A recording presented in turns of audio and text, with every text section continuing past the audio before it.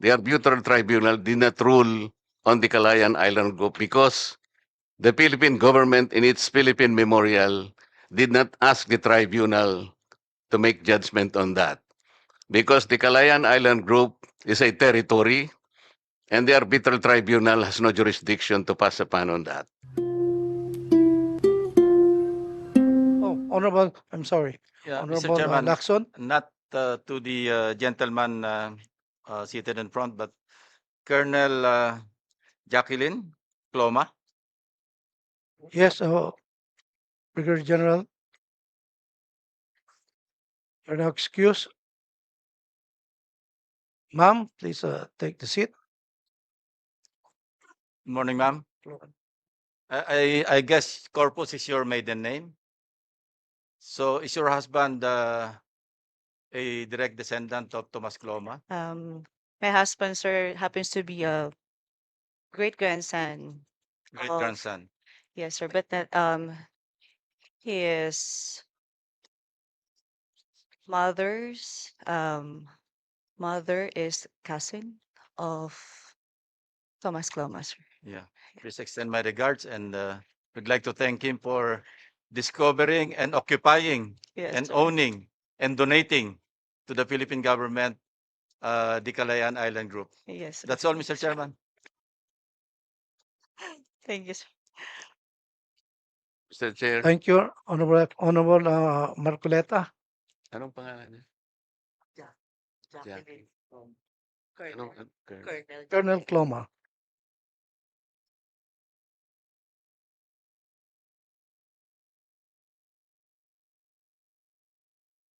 Colonel Cloma, so you are married to the descendant of Mr. Thomas Cloma? Yes, sir. Senator Lacson made reference to his being the one who discovered the what? Calayan Island Group or Calayan the Island Group. Spratlys? Was that supported by reliable accounts, Colonel? Sir, before I will speak, sir, I'd just like to make a disclaimer that my statement will not reflect of my organization. So this will be my personal account, sir, and based on the um, stories I had from my husband, and I did a little research about it, sir. So I'm not referring, Colonel, to the stories. I'm talking about historical accounts, if they are very viable, that the great ancestor of your husband was the one who discovered the Calayan Island Group. Is this um, supported by historical facts? I have seen and read some references about it, sir. Did you know? Did you know, Madam, that Colonel, that when Mr. Thomas Cloma made a Freedom Declaration in 1956, several countries objected because, well, several countries like United Kingdom, the United States of America, China did also, Japan, Australia, and the Philippines. Did you know that? Based on my reading, sir, I only read countries like Vietnam, China, and France.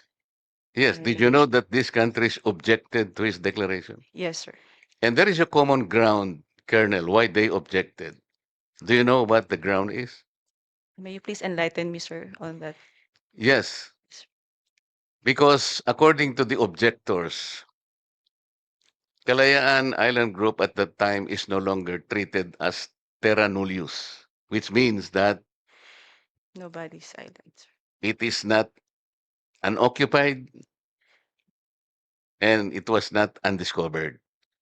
Kaya po, Colonel, pati ang ating bansa vigorously objected. And that is why it is not correct to assume that he dis he discovered it because several other discoverers prior to his time Do you know that in 1837, the United Kingdom already made a notification claim? Did you know that, madam? And in 1933, the Japanese or Japan also made the same notice of claim, 1933, prior to the declaration of Mr. Thomas Kloma in 1956. Japan already made a notice of claim. Meaning, marami na po talaga ang nakakita, nakadiscover ng Kalayaan Island Group. So, hindi po siya pwedeng mag-donate dahil inobjekan po ng ating bansa mismo. Do you know the representative of the Philippine government at that time when the objection was made? Alam po ninyo?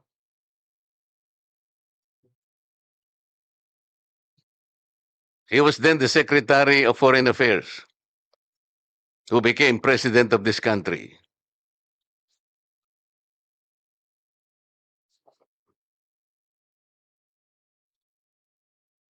So hindi po talaga pwede na siya yung nag-discover, madam, on those grounds.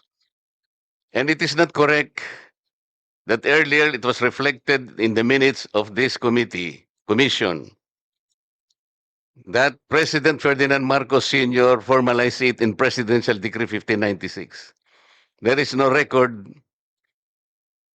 attesting to that. And there is no record also, Mr. Chair, that his donation was formalized by the arbitral ruling. That is not on record, Colonel, Mr. Chair. Just for the record. Thank you very much. Thank you, you, sir. Honorable Marcoleta.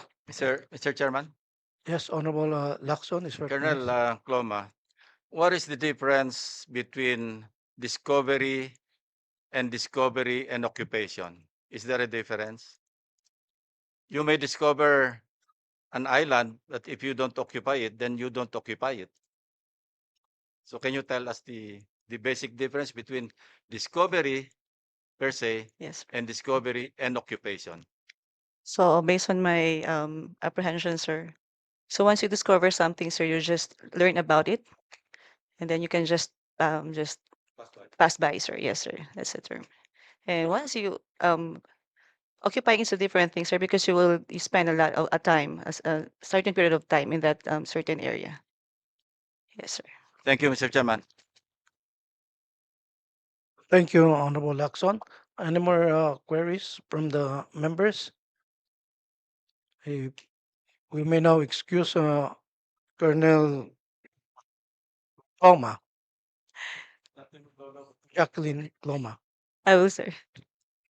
Thank you very much, sir. Thank you, Colonel. Any more queries from the members? If we have no more, Honorable Rizal Taveros. Thank you, Mr. Chair. Also, before my next question, also just for the record, since we are making things of record, the 2016 arbitral ruling, Philippines versus China, concluded that China's 9-dash line has no legal basis for claiming historic rights to resources within Philippine waters, including areas of the Kalayaan Island Group. The tribunal ruled in favor of the Philippines, clarifying that China's claims violate UNCLOS. For the record also, Mr. Chair. And for my next question, Mr. Chair, for Colonel Arsen de Guzman. Colonel, please take the seat, sir.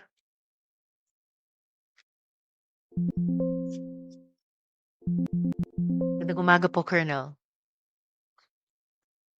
Good morning po, ma'am. Sir, parehong tanong lang tulad nung kina Generals Manalo at Gigantone.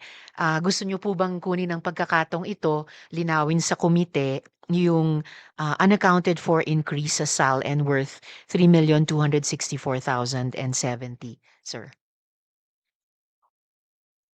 Yes, ma'am. Good morning po muli, ma'am. Nag-increase po yan before, ma'am, dahil sa business na naitayo namin, ma'am. Pero itong huli, ma'am, ang pagkakakuan ko, ma'am, is medyo bumaba yan dahil doon sa loan, ma'am, na kinuhan po namin. Ni-loan po na car loan, ma'am, and other loans, ma'am, na ginawa po namin ni misis ko, ma'am. Salamat po, Colonel. So, pakisiguruhin na lang na kompleto yung ganong impormasyon tungkol sa inyong SALN, yung business, and the fact na may loans pa pala kayo. So, baka bumaba yung actual na amount dun po sa SALN ninyo. Muli, para lang malinaw at hindi na po kailangan itanong sa mga susunod na confirmation hearing, sir. Thank you, ma'am. Thank you, sir. Yun lang po tanong ko kay Colonel De Guzman, Mr. Chair. Thank you. Honorable Risa Antiveros. Any more questions for Colonel De Guzman? Mr. Chair, I have no question to the Colonel. I just want to make of record that the arbitral tribunal ruled really on the 9-dash line of China that the 9-dash line was invalidated because it was not based on historic rights of China. That was correct. But the second premise of Senator Ontiveros is inaccurate because the arbitral tribunal did not rule on the Calayan Island Group because the Philippine government in its Philippine memorial did not ask the tribunal to make judgment on that.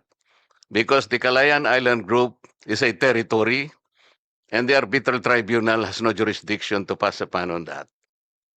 That is the record, Mr. Chair. Thank you. Thank you, Honorable Marcoleta.